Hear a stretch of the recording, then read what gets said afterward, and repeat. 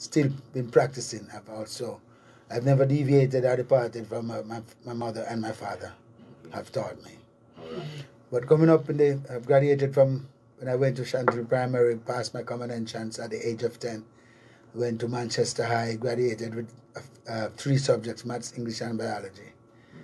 Couldn't get a job. I ended up in the marketplace because I had an elder brother who was always going to the market. So I just joined with him and started selling some fruits and things until the orange thing get a knock because drought and thing like the country at the time. So I started selling ice cream cakes. Even at this time, I used to carry my guitar with me to the marketplace.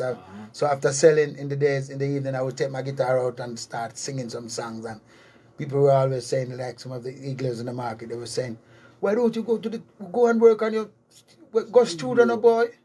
You're talented. Why you not go work for your music? I'm saying, I took the advice and I headed off. But before I headed off, as I said, I started selling ice cream cakes. I discovered the power of word because at that time, I made a little slang for my ice cream cake. Ice cream cakes, only $2 for one. Speak up before I move on. I do not tarry for long. And people would catch your attention and everyone interested to know what I was selling and what I was saying. So from then on, I started realizing the power of words and how I could use words to at least communicate with people. So when I left the market scene, I went to Kingston, started going to, I learned a skill because I realized in Kingston, I didn't want to continue selling ice cream cakes. So I tell myself, I have to get a skill. So I started doing some upholstering. All right.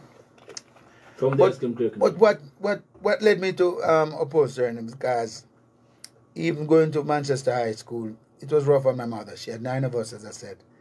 And then my father had moved on, so we had to help in whatever way we can to bring food to the table. Help out even with lunch money and so on. And then my father had moved on. So I remember at one time I needed a school bag to bring food to the table. I had one. My mother had a sewing machine. So I just get some little crap from around the house and sew a bag for myself. And when I went to school, the bag, some of my classmates, them said, wait. Yeah, my client, how you get back? You get back, barrel come. I said, somebody said, what, you like it? The man said, yeah, man, look nice, man. I said, my mother have them, you know. You want one? And the man said, yeah, man. So from them, I never met them know says me sew it, you know. So I went back home and get some more crapsies and make an next bag and sell that one, get the money and before you know, it catch on in the school and everybody come to me and say, hey, my client, are you your mother have bag? Are you need one of them bag? And so we start get orders and the classmates, them students bring money to me and say they need one of the bag and I got so much money. I went to the cloth store and get a roll of cloth. So but this time now when I reach back home, my mother get furious and she saying, wait, where you going with all this? Where you going with cloth? On one roll of cloth? So honestly, I used to take, even when I make the money, I would bring some of the money to my mother. All right. But I don't know if at one time, like she got curious or she needed more money because she was sewing on the machine and machine around hot. So when I came with the roll of cloth, now she said, no, man, something I go on there, what really I go on? So I said, Mama, I bag me a sew and sell it, Mama, I help out things, I give you loan, I give dinner money, I help out to the house and things, and my little sisters, me would give them lunch money sometime, feeling for her. So I said, I'm doing my part, and like she said, I want more. How she encouraged you? What she did, she took off the arm, like me, I said, no, Mama, I stamp my foot down, and I said, no, Mama, no, God, man. I'm giving you money already, man. Satisfy Mama, man. But my mother have a kind of thing, you know? So we reason it out, and so me thinks everything was all right. When I turn my back from, start cut out some cloth and come round, my mother moved, take off the arm. You know, the first time machine that you pedal. Yes. She take off the leather belt. There's a belt that goes around the wheel. Around the wheel of the machine. So I said, no, man. So I come back and cut and ready now for so I said, wait, who want to the belt? She said, Mama, gone with it. And so I said, Mama, where Mama the man? Mama! Mama gone on the road left. No, I get it heated. Let me take off his jacket there. Oh, okay, okay. Oh, God. Ni Luciano, Yeah. imekuwa mufa. This more fire than me, yeah, man. Tunapiga story ya manake na vile The alikuwa heat is anasema. on. Yes. Because just talking about this, let my body All right. get hot, man. Anyhow, so my mother said, what am I going to do with all this whole pack class I have now?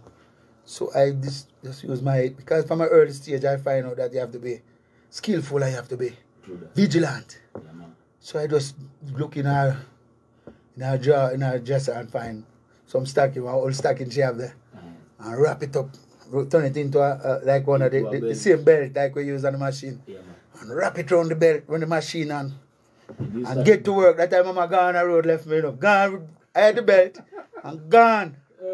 So I just the case and sew off all them. And sew them off and sew them. When she come back, like she said, like she thinks that she didn't win me at the time, and like she said, wait. And she said, when you see him for she went straight to the machine and feel the machine. Machine hot. Run it red.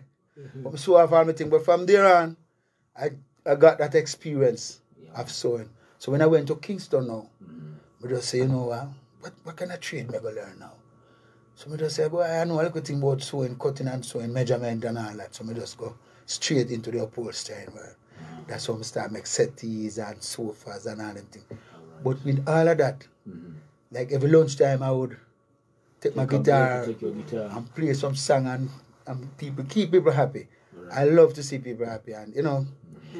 And from then on, there was one supervisor at the place I used to work at the time, Masters Upholstery.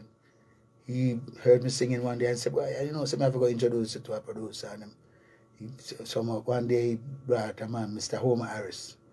Came to the workshop and I met him and he said, well, I hear you have talent wasting and I want to make use of it. And so must make some must make some copies of songs and bring to him.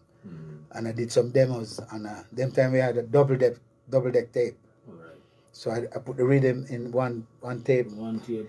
And put the blank one under. And just sing through the wherever little mic he came with a mic, and I just sing through it and record straight. Bring it to him and say, wait, you're great, you know.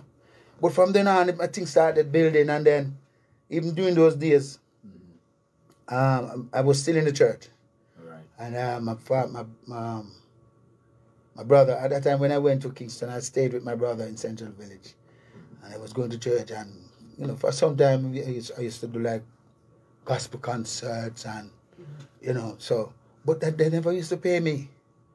No matter how much I sing and stole out and steal the show, mash up the place, bless up the place. People are giving me an encore and money come up, money pull up.